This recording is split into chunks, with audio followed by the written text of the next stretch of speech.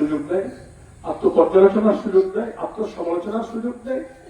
আল্লাহর হুকুম কতটা আমরা মানছি, হালাল হারাম মেনে চলছি কিনা, কবিরা গোড়া থেকে বেঁচে আছি কিনা, মানুষের হক নষ্ট করছি কিনা, নামাজ ফরজ ওয়াজিব এগুলো আমি মানছি কিনা, পর্দা প্রসিদা নামাজ যারা পড়িনি, অন্যায় ভুল ত্রুটির মধ্যে আমরা যারা ছিলাম, এই জানাজার পরে আর সব ধরনের ভুল এবং অপরাধ থেকে আমরা বেঁচে থাকবো, এতটুকু অঙ্গীকার, এতটুকু নিয়ত যদি একটা জানাজায় দাঁড়িয়ে আমরা করতে পারি, তাও সেই জানাজায় আসাতে আমাদের লাভ হবে।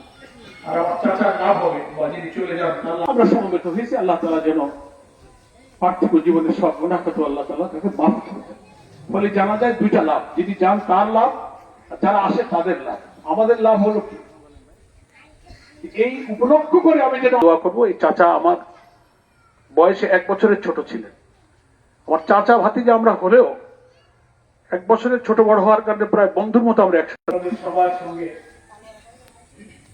তার যে মুআমালাত যোগাযোগ সম্পর্ক ছিল, সবাই আপনারা তাকে জানেন।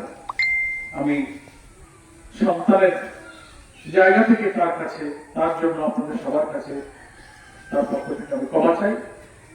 মানবীয় ভুল ত্রুটি তার জীবনে যা কিছু হয়েছে আল্লাহ তাআলা যেন মাফ করে দেন, আপনারাও তাকে মাফ করতে দেন।